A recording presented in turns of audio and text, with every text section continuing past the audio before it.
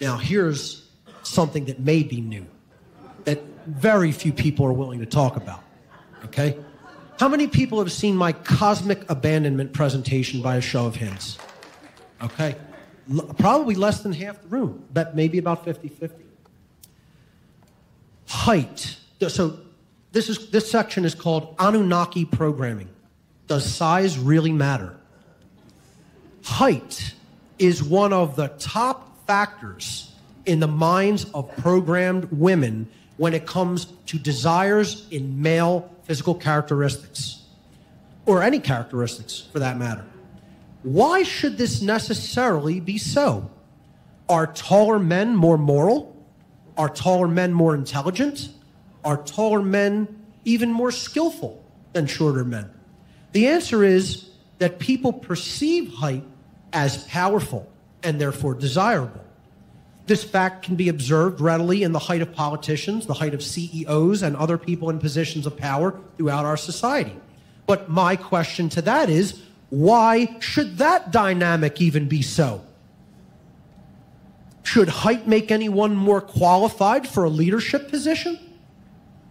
Is height going to increase my skill to perform the set of skills that I need to perform my job? If I'm taller, am I going to suddenly magically do my job better?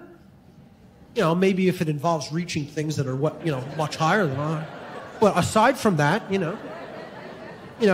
maybe reach, if you're involved in martial arts or boxing, reach comes into play.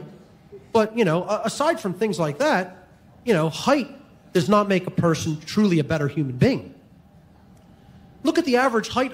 Look at average heights of politicians. 6'5", 6'3", 6'3", 6'3", 6'1", 6'1", and on and on. It's almost like, forget about getting elected by the mind-controlled public if you're under 6 feet tall. It's not going to happen, apparently, because you're just a better leader if you're farther away from the ground, I guess. The number one attractiveness characteristic repeatedly listed by most women in all attractiveness studies as desirable in a potential male partner is repeatedly and consistently demonstrated to be height. In many cases, a man's true moral value system is considered by women only as a secondary factor, if at all. Almost all women on modern online dating sites insist upon knowing a man's height prior to meeting with him in person. Most women will even post their own height on the dating site, as they perceive height as so important that many of them actually believe that men are as obsessed about it as they are. I mean, how many single men out in the audience go into a dating site and go, oh my God, I got to know how tall this woman is. Like, please tell me your height immediately. How many? Does anybody here? Would that be one of the first things they would ask a woman on a dating site? I guarantee you not one in the room. Not a single one in the room. So what is the obsession with this? Something else I discovered very coincidentally by studying this dynamic and seeing this repeatedly demonstrated online in online forums is there's a bitter hatred by tall women for shorter women. A bitter hatred. Tall women hate short women. Over and over again, I see that this vitriol, this viciousness displayed on forums by tall women to short women because they say, how dare you date the tall men? How dare you take the tall men away from us? We need the tall men. You have no right to them. We're taller than you. We have a right to those tall men. I swear, I'm not making it up. This is an actual quote from a forum. I hate when short girls date tall guys. Us tall girls need them instead. I mean, what is this about?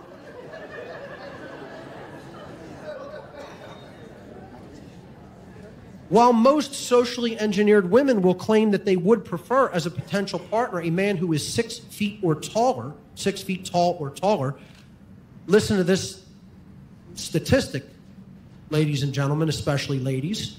The actual percentage of males in the total human population that are 6 feet 0 inches or taller is exactly 12%. 12% of the human population, 88% of the entire male population is less than 6 feet 0 inches tall on planet Earth.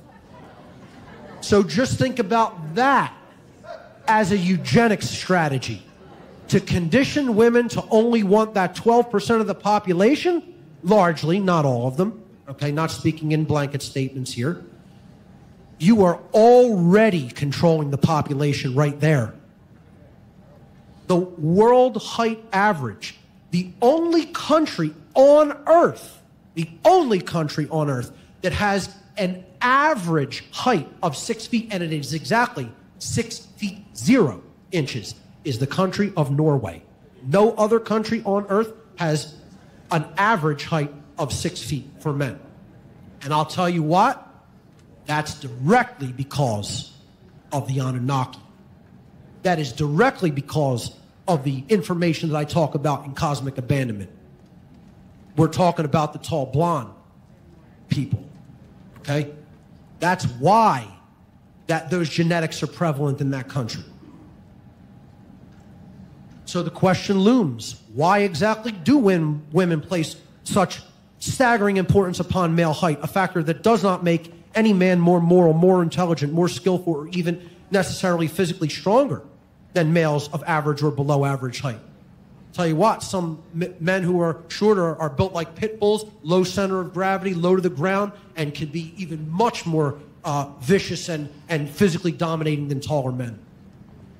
Once again, the Darwinists will come out of the woodwork and trot out their tired and boring survival of the fittest nonsense to explain this. And that it doesn't hold any water. Because again, I mean, hey, with a sidearm, it don't matter how big you are. Okay? Even with weapons of the past, some of the best warriors were that smaller, short, status, squat, pit bull type men. You know, so it doesn't even make you physically stronger in most cases. In some cases, it does. So why? Well, the true answer will require much more research and a total reevaluation of human history from the version of history that we have all been conditioned to accept. And people should see my Cosmic Abandonment presentation for more information on these occulted topics. The bottom line, folks, the Anunnaki, who were the beings that created humanity and who we considered gods for hundreds of thousands of years, who gave us our systems of religion, government, and money, and at times ruled over us with unquestioned, ruthless power, and with technology that seemed completely supernatural to us, were an average of 9 feet tall. An average of 9 feet tall. You know what? That's all still completely intertwined in our ancestral DNA and our ancestral memory.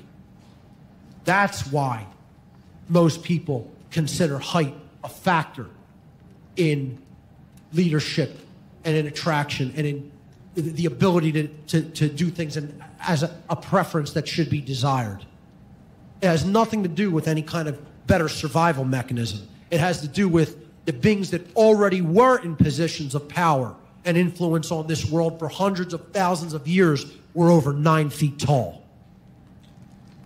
Even today, people still associate height with power for this very reason, especially the conditioned woman, who's traditionally tended to flock to the men who controlled the most resources, since that would lead to a more comfortable way of life for them. And that is exactly why women also directly inbred with these beings. By the way, let me just go back to that slide. By the way, folks, take a look at some of these images, okay? From Sumer on the left there, the god Enki presiding on his throne above other small human beings. I mean, a being like that would be over 12 feet tall, most likely.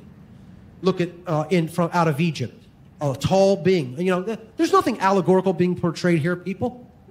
He's holding 3 human beings by their hair. You want to give me an allegory to explain that one? That's how strong they were, too. They could snap a human neck like a small twig. Watch the new movie, Gods of Egypt. You'll see the Anunnaki in action in that movie, also portrayed as shapeshifters.